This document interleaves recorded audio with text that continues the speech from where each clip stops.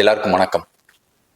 மரணம் நிச்சயமாக உலகத்துல ஒருத்தர் பிறந்தானா மரணம் நிச்சயம், அது ஒண்ணு கன்ஃபார்ம்ங்க எல்லாருக்கும். ஆனால் அந்த மரணம் எப்ப, எப்படி, யாருக்கு, எந்த ரூபத்துல யாருக்கும் தெரியாது. அது ஒரு மர்மம். இந்த மரணத்தை பத்தி நான் ஏன் இப்ப பேசணும், அதை சொல்லணும்னு நினைக்கிறேன்னா, சமீபத்துல நான் பார்த்த ஒரு அதிர்ச்சியான, ஒரு மறக்க முடியாத ஒரு அதிர்ச்சியான ஒரு மரணத்தை பார்த்தேங்க ரீசெண்டா. என்னடா வாழ்க்கை, நான் முன்னாடிலாம் அந்த நேரம், காலம், விதி இதெல்லாம் ரொம்ப பெரிய முக்கியத்துவம் கொடுக்க மாட்டேன், அதெல்லாம் பெருசா.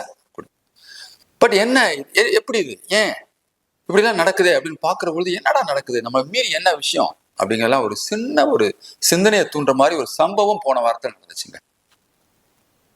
எனக்கு ரொம்ப தெரிஞ்சவங்க, அவங்கள பாக்குறதுக்காக அவங்க வீட்டுக்கு போயிருக்கிறேன்.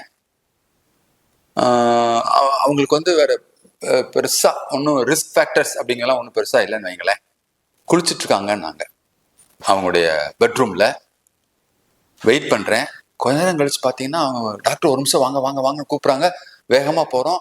அந்த ரூம் அவங்களுடைய பெட்ரூம் திறந்துருக்கு. திறந்து பார்த்தா உண்மையிலேயே அங்கே எல்லாருக்குமே ஒரு ஷாக்கிங்கான ஒரு, அதை என்னால இன்னைக்கும் அந்த உருவம், அந்த இது, அந்த விஷயம், அந்த சம்பவம் எப்படின்னா, குளிச்சுட்டு வந்து ட்ரெஸ் மாத்த முயற்சி பண்ணியிருக்கிறாங்க. அந்த செகண்ட்ஸ், அந்த நொடி பொழுதுல அவங்களுக்கு வந்து ஹார்ட் அட்டாக் மேசிவா வந்து மரணம், இறந்துருக்காங்க. அப்படியே வந்து அந்த கட்டில் இருக்கு, அந்த கட்டில் வந்து ஊனி இப்படி கையை வச்சுக்கிறாங்க. கால் வந்து தரையில அப்படியே முட்டிங்கால் போடுவோம்னு சொல்லி பார்த்தீங்களா, அப்படி போட்டுட்டு அந்த பொசிஷன், தலை தொங்கிருக்கு. இதே பொசிஷன்ல கிட்டத்தட்ட பார்த்தா எப்படி இருக்குன்னா, ஒரு சிலையை பார்த்த மாதிரியே இருந்துச்சுங்க. அதை பார்த்துட்டு தட்டி பார்த்தோம், இல்லை ஒரு 10 நிமிஷத்துக்கு முன்னாடி முடிஞ்சிருச்சு. அந்த மரணம் என் கண்ணுக்குள் இன்றும் இருந்து கொண்டே இருக்கிறது. என்ன சொல்லுது அந்த மரணம், அது என்ன சொல்ல வருது நம்ம சமூகத்துக்குன்னு பாக்குறேன் நான். என்னடா வாழ்க்கை இது, செகண்ட்ஸ்ல போயிடுச்சே வாழ்க்கை, என்ன இதுக்குதான் மனுஷன் ஓடிட்டு இருக்கானா? மிகப்பெரிய பிலாசபியை சொல்லி கொடுத்துருச்சுங்க அந்த மரணம். வருத்தமா இருந்துச்சு, அதிர்ச்சியா இருந்துச்சு. அதே நேரத்துல யதார்த்தத்தையும் கற்றுக் கொடுத்துருக்குது அந்த மரணம். மனிதா ஏன் ஓடுகிறாய்? மனுஷன் ஓடுறோமேங்க. இந்த உலகம் 200-300 ஆண்டுகள் நம்ம வாழ்ந்துருமா என்ன? கிடையாதுங்க. தேதி தீர்மானிக்கப்பட்டுருச்சுங்க. எப்ப யாருக்கு எப்படிங்க யாருக்குமே தெரியாதுங்க. நம்ம பயணம் வந்து இந்த பூமியில பிறப்புன்னு ஒண்ணு கொடுத்துருக்கு, வாழ்க்கைன்னு ஒண்ணு கொடுத்துருக்கு, இந்த கதாபாத்திரம் கொடுத்துருக்கு. இந்த கதாபாத்திரத்தை சந்தோஷமா நிறைவா நம்ம வாழ்ந்துட்டு போகணும், அவ்வளவுதாங்க வாழ்க்கை. ஏன் இவ்வளவு ஓட்டம்? படிப்புங்கிறோம், சம்பாத்தியங்கிறோம், பணங்கிறோம், காரு, பங்களா, அதுக்கு ஆசைகள், பேராசைகள் எவ்வளவு நம்ம வச்சுக்கிறோங்க. ஒரு கிரைட்டீரியாஸ் வச்சுக்கிறோம் அந்த வாழ்ற எல்லாருக்குமே. எல்லாமே அனுபவிக்கணுங்கிற எண்ணம் வந்துச்சுங்க இன்னைக்கு. எப்படியாவது அதை அடைந்து விட மாட்டோமா என்கிற எண்ணம் இன்றைக்கு அதிகம். பாருங்க, ஒரு அரசு பதவி கிடைக்குது, இல்ல ஒரு உயர்ந்த ஒரு அரசியல் ஒரு செல்வாக்கு மிக்க ஒரு பதவி கிடைக்குது, பாக்குறோமே லஞ்சம், ஊழல், என்ன பணம், 1000 கோடி, 2000 கோடி, 3000 கோடி, என்னங்க பண்ண போறீங்க இத்தனை கோடியை வச்சு? நொடியில போதுங்க மனுஷ வாழ்க்கை.